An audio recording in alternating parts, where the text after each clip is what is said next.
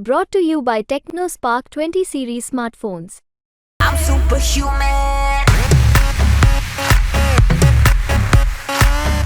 2014 में 59.90% और वर्ष 2019 में 62.15% और वर्ष 2024 में 57.1% मतदान हुआ है। वर्ष 2024 की तुलना में 2019 में अधिक मतदान हुआ था और यही कारण है कि यहाँ नागौर सीट पर बीजेपी और रालोपा के गठबंधन प्रत्याशी हनुमान बेनीवाल ने जीत दर्ज की थी। राजनीतिक विश्लेषज्ञों की माने तो इस बार वोट प्रतिशत कम होने के पार्टियों के लिए संकट की स्थिति बनी हुई है। स्पष्ट ही नहीं हो पा रहा है कि यहाँ के सीट से कौन निकाल पाएगा, लेकिन पुराने आंकड़ों को देखें तो इस वक्त ऐसा लग रहा है कि यह कांग्रेस को फायदा होता हुआ दिखाई दे रहा है। से बड़ी समस्या वोटर का साइलेंट होना भी है। आपको बता दें कि इस बार जो वोटर हैं वो एकदम साइलेंट थे, वो खुलकर भी नहीं बता रहे थे कि वो किस नेता को सपोर्ट कर रहे हैं।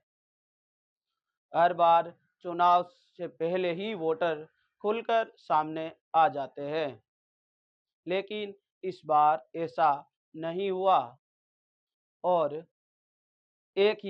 दोनों ही प्रत्याशी एक ही जाति के होने के कारण वोटरों में असमंजस्य की स्थिति बनी हुई थी।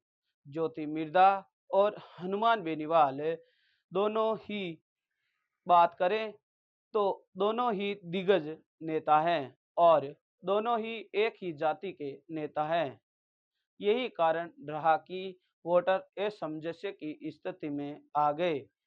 हालांकि 2019 के आंकड़े देखें तो इस हिसाब से इंडिया गठबंधन इस वक्त मजबूत दिखाई दे रहा है।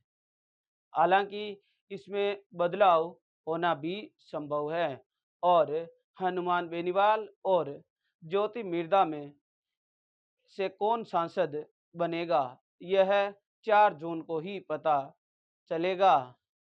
सरकार से नाराजगी है लोगों की, वहीं सांसद से भी लोगों की नाराजगी है।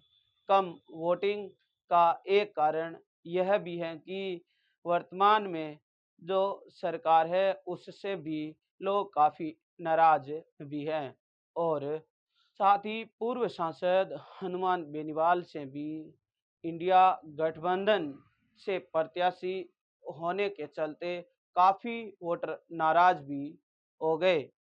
हालांकि ईवीएम में कांग्रेस का सिंबल नहीं होने से मुस्लिम वोटर कंफ्यूज भी हो गए थे और यही कारण रहा कि कांग्रेस के मूल वोटर जो उनकी पोलिंग इस बार कम हुई है। इधर अगर बीजेपी का देखें तो बीजेपी पोलिंग को लेकर अपने वोटर से इतना उत्साह के साथ नहीं जुड़ पाई और लाख वोटर प्रवासी लेकिन नागौर नहीं रुके। कम वोटिंग का एक सबसे बड़ा और महत्वपूर्ण कारण यह भी माना जा रहा है कि नागौर के 1.25 लाख से अधिक प्रवासी वोटर हैं जो बाहर रहते हैं, लेकिन वह नागौर नहीं पहुंचे हैं, लेकिन काम धंधा उनका बाहर अलग अलग शहरों में है। में सबसे बड़ा कारण यह भी रहा कि प्रवासी वोटर होली पर नागौर आए और थे, लेकिन चुनाव दूर होने के चलते फिर वह शहर में काम धंधे के लिए वापस चले गए। वही कारण मुस्लिम वोटर पर भी पड़ा। ईद के त्यौहार पर मुस्लिम वोटर नागौर आए तो थे, लेकिन ईवीएम में कांग्रेस का सिंबल नहीं होने के चलते यहाँ रुक रूट कर फिर से शहरों की तरफ चले गए।